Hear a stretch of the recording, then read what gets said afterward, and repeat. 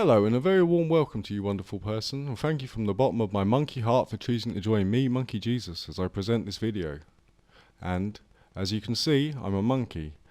A black-crested macaque to be precise, and yes, I learned to talk through watching films in a London zoo that shall remain nameless. Just accept it and things will be easier. Anyway, this is the first episode in the series I'm calling Movie or Film, so settle back and set your eyes and ears about this. Is it a movie or is it a film? There's a distinct difference. In a Mad magazine I found in a bush long ago, it described it thus. A movie is about tiny kids trying to escape a cereal bowl. A film is about Depression era kids trying to escape the Dust Bowl. I think the difference being is how much it will make you think.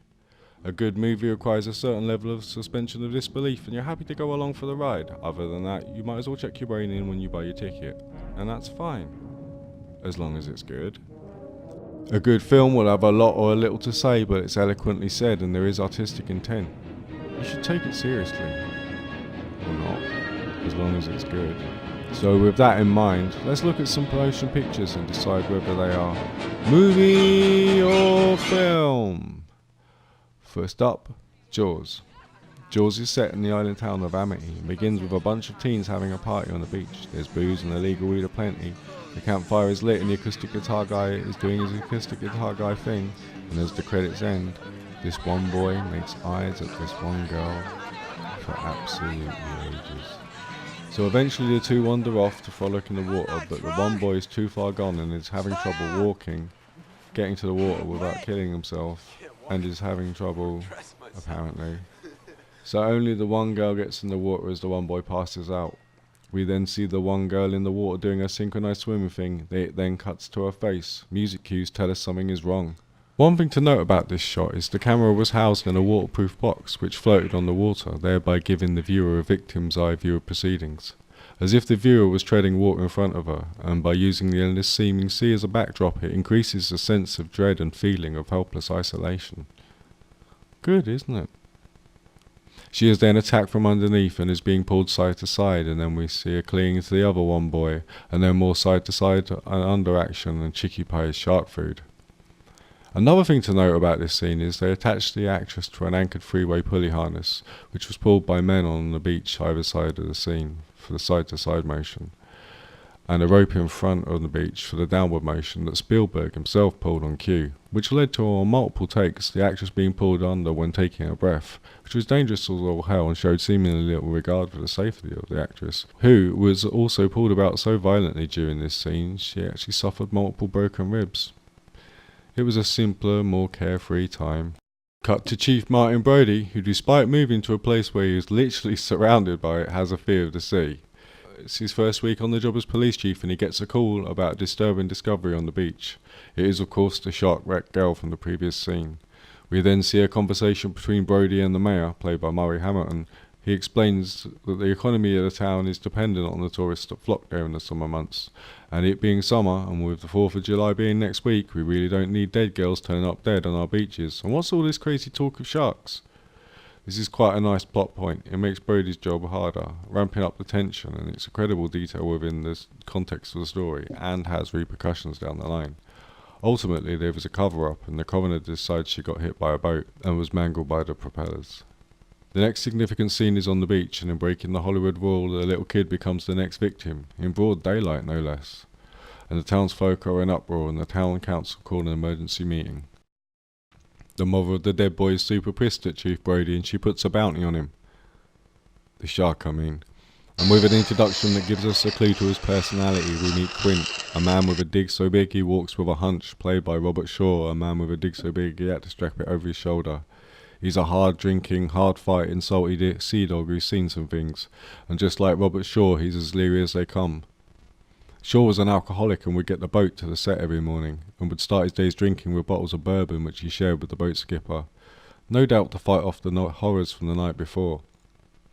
Well, Quint offers to whack old naughty Sharky, but it's for a high price. He demands that all the virgins of Amity be delivered to his boat upon capture of the beast. Probably.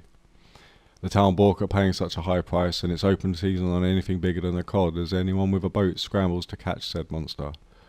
A big tiger shark is caught and is believed to be the culprit. Soon after, we meet Matt Hooper, affably played by Richard Dreyfuss, who is an independent, wealthy shark brother, who, upon hearing of the shark attacks, turned up with a massive shark boner for said shark. He notices that the jaws of the dead shark aren't big enough to have been the shark, and he suggests that they should check the contents of the shark's stomach for dead girl and little boy chunks. The mayor denies him this, presumably fearing he might be right. Hooper then convinces Brody he is keeper of all the shark knowledge, having been gay for sharks since forever, and later that evening he convinces Brody over wine that they should go and investigate dead shark's last meal.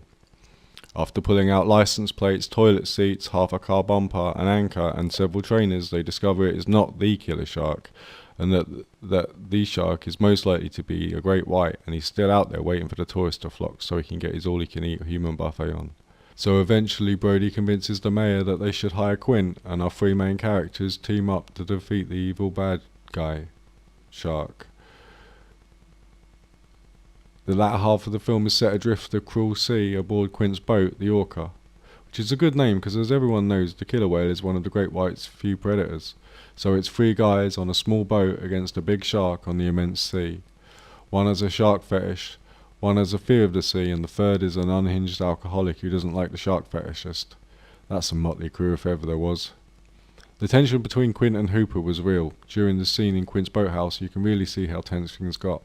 Shaw went out of his way to be a dick to Dreyfuss on set to create that tension. What a legend. What follows next is a game of cat and mouse between our heroes and our aquatic antagonist, which ultimately ends in, spoilers, them eventually hunting and killing the beast, but at the cost of Quint's boat and Quint himself. Hooper and Brody are left paddling their way back to shore on two barrels. Roll credits. The music throughout this hunting sequence gives nods to the classic swashbuckling adventure scores, both majestic and playful, and as a good score should, it augments the on-screen action. It was the second time Spielberg and Williams worked together after Sugarland Express, and the two would continue to work together in the intervening years to great success, being up there with Leone and Morricone in director-composer collaboration terms. The score is so iconic that it's almost now a cliché, and so ubiquitous that people all over the world of all ages can hear it and know it's the theme from Jaws. Jaws' cultural significance is difficult to determine due to the size of its cultural significance. It's the film that launched Spielberg as the box office legend he is today. It was the first summer blockbuster and was the highest grossing motion picture ever at that point, only to be beaten 2 years later by Star Wars, which was then beaten by Spielberg's other iconic flick, E.T. It's also influenced too many writers and directors and producers to name here since. The jump scare of the shark is one of the best monster reveals in cinema history, and it happens a long way into the running time, mostly due to budget restraints, but it was effective because it was built up so well. The idea of a powerful predator is primal. It naturally induces fear, and Spielberg leverages this well, using a difficult and troublesome mechanical shark named Bruce, who Spielberg named after his lawyer. The whole slow burn monster reveal was a tactic Ridley Scott used to great effect a few years later in Alien, and has been used many times before and since with varying degrees of success. It is a classic and represented a shift in how motion pictures were consumed and how they were marketed. Before Jaws there was no summer blockbuster. The writer of the screenplay, Carl Gottlieb, and Steven Spielberg decided they wanted a straight point A to point B adventure story, and to this end removed a sex scene included in the novel and original draft of Peter Benchley's script. This caused friction and arguments which ultimately ended with Benchley being unceremoniously kicked off the set. With Hollywood about to produce a remake, they may consider the original too understated to hold up to modern blockbuster standards, and would possibly add the sex scene missing from the original, as Hollywood too often underestimates its audience's opinion. I think unless the same subtlety and restraint was present in a remake, it would diminish the original and be superfluous. Though if handled right, a modern-day gloss would introduce a whole new generation to shark fear. What made Jaws successful? Why did it capture the wide audiences it did? Anecdotally, it was word of mouth more than marketing that made Jaws the mega hit it was. Word of how good it was spread as more and more people saw it. Today it would be marketed heavily, and then it would be in danger of being too hyped and possibly end up disappointing audiences or being misunderstood. Not only that, it wouldn't have the slow burn effect of the word of mouth that the original had. I think if handled by a less skillful director, Jaws would have almost been B-movie territory and would have fared as well in box office terms. Also, the cast were not the obvious choices, but suited well the overall tone and style, and all three leads gave superb performances. The cast aren't pretty, and this takes the Hollywood shine off and puts Jaws into film territory for using more average looking people. The three main characters, Hooper, Brody and Quint, represent the three main classes, the lower in Quint, the upper in Hooper and the middle in Brody. It could be argued that Quint, being the lowest class, is sacrificed for the greater good, thereby mimicking the way society historically works. This reinforces the status quo. Everything is as it should be. Is it a movie or a film? Well, it has a lot in common with the classic movies that came before it, that were often more serious and required a lot more thought than modern day movies, but still aimed at a general audience. So from that respect, it's difficult to determine. It was the first summer blockbuster, but at the same time shares little with its latter-day contemporaries, which are hyperbolic and nowhere near as subtle as Jaws is. It's high concept but with low-brow universal appeal, and in a Venn diagram it fits in the space between the movie and the film. It's a movie... a filmy? I don't know. Well, that's just my opinion. Anyway, if you've made it this far, comment down below banana. Why not? Thank you for watching, and please drop a like if you did indeed enjoy this presentation. It would sure help me out. And also feel free to tell me your thoughts on Jaws or offer suggestions for future videos down in the comments section. If you want more Monkey Jesus goodness, please subscribe and hit that bell icon so you'll be notified of when I release new videos. Until next time, take great care, love your fellow man and respect this world. Monkey Jesus, out!